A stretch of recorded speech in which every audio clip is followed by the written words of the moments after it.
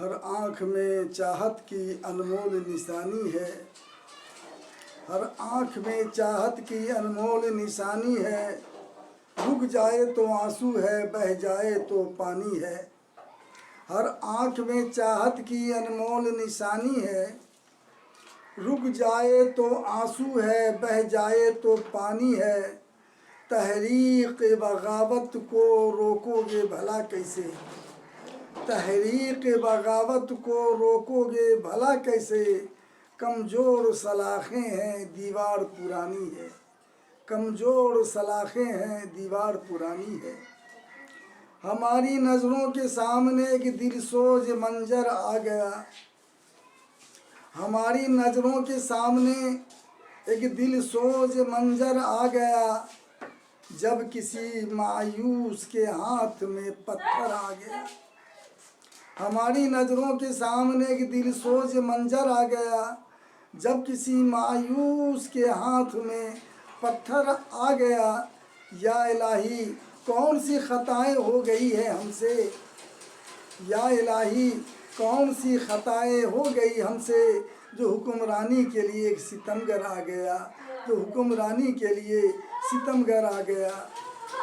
ज़िंदगी का एक मइयार होना चाहिए। ज़िंदगी का एक मइयार होना चाहिए। हर बसर को साहिब किरदार होना चाहिए। और गफलतों की नींद में सोए रहोगे कब तलक? तुम तो ज़िंदा कदम हो यार, तुम्हें बेदार होना चाहिए। ऐ मुसलमान भाइयों, मेरे शेर कहने का मतलब ये है, ये नहीं कि तुमको मज़ा आए। शेर का ये मतलब है कि शेर की एक एक तलफ़ुज़ को समझो कि मेरा शेर कह क्या रहा है।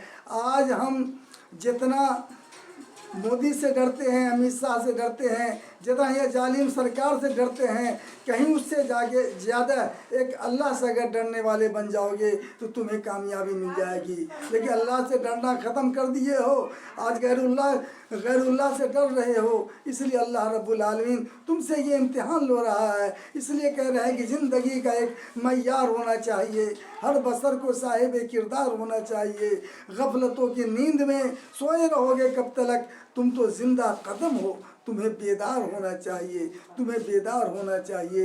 यही है मुसलमान भाइयों, जाग जाओ, जाग जाओ और इस्लाम की, अल्लाह के रसूल की रस्सी को मजबूती से पकड़ लो और गैरुल्लाह से ना डर के तुम अल्लाह से डरने वाले बन जाओ। तुम्हें कामयाबी मिल जाएगी।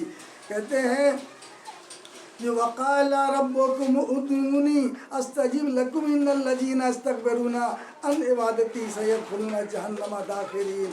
अल्लाह रब्बुल आलमीन फरमाता है कुरान शरीफ सूरह अल मोमिन आयत 59 में, अल्लाह रब्बुल आलमीन कहता है कि तुम हमसे परस्तिश करते रहो, हमसे मांगो, हमसे फरियाद करो, हमके दिल की अर्जी लगाओ। हम पूरा करने वाले हैं, हम कबूल करने वाले हैं। मगर यकीन मानो अन इबादती सयदखुलूना जहन्नम दाखिरीन। अगर मेरी इबादत में तुम मनमानी करोगे, गफलतों की नींद में सोए रहोगे, अन करीब जलील होकर तुम्हें जहन्नम में डाल देंगे। तुम्हें जहन्नम में डाल देंगे। ऐसी बात नहीं, कुरान नहीं, हिंदू धर्म, हिंदू भाई की धार्मिक किताब श्रीमद् भागवत गीता भी यही बात कह रहा है। लेकिन आज हिंदू भाई भी अपने धार्मिक पुस्तक को नहीं पढ़ते, नहीं समझते, इसलिए आज वो भी बहुत बड़े गुमराही में है। आइए पहले अध्याय का 43वां मंत्र है, पेज नंबर 50 पर लिखा हुआ है। श्रीमद् भागवत गीता अध्याय 1 मंत्र नंबर 43-44 और पेज नंबर 50 पे लिखा हुआ है कि उत्सन्ने कुल्ले धर्मानम मनुष्यानम जनार्दन नरक नियंतम बासहा भक्ति इति अनुसुसरन। उत्सन्ने कुल्ले धर्मानम, जो लोग सारे धर्मों की निशानों में उत्साह पैदा करते हैं, लड़ाई झगड़ा लगाते हैं, विवाद फैलाते हैं, उसके लिए परमात्मा ने लिखा है कि नरके नियंतम बासहा भक्ति तीन सुसरम, कि वो लोग नियम के अनुसार सब दिन के लिए नरक में ही वास करेंगे। एक मनमानी जिंदगी गुजारने वाला, रबचाही को छोड़ करके, एक परमात्मा की आज्ञा का पालन न करके तुम गैरुल्लाह, एक अन्य महापुरुषों की बात को सुन करके तुम जिस रास्ते पे चलोगे उसके लिए लिख दिया है कि नर के नियंतम वासा भक्ति इति अनुश्रम, नियम के अनुसार तुम सब दिन के लिए नरक में वास करोगे। तो स्वर्ग में जाने के लिए अच्छा रास्ता स्वीकार करना पड़ेगा, अच्छा रास्ता इख्तियार करना पड़ेगा। वही श्रीमद् भागवत गीता 6ठे अध्याय का 7वां मंत्र है, 6ठे अध्याय का 7वां मंत्र है कि जीत आत्मानं परशांति यस्य परमात्मा समाहिता। उसकी भक्ति ऐसी करो जैसे परमात्मा के मन को तुम जीत लो। परमात्मा की भक्ति ऐसे करो कि उसके मन में उसको अपना दोस्त बना करके उसके मन को जीत लो। आजकल इंसान जंगलों में जाते हैं, भगवान को ढूंढने के लिए जाते हैं, 10-10 साल तक बगैर भोजन के बगैर पानी के वो परमात्मा को मनाने में लगे रहते हैं। तन पे वस्त्र भी नहीं रहता, वहाँ भोजन भी नहीं मिलता, लेकिन वो परमात्मा की याद में लीन रहते हैं। लेकिन आज हम मुसलमान है, इंसान है, हिंदू भाई हैं, जाते हैं भगवान को खाली प्रणाम करके भगवान को प्रसन्न कर लेते हैं।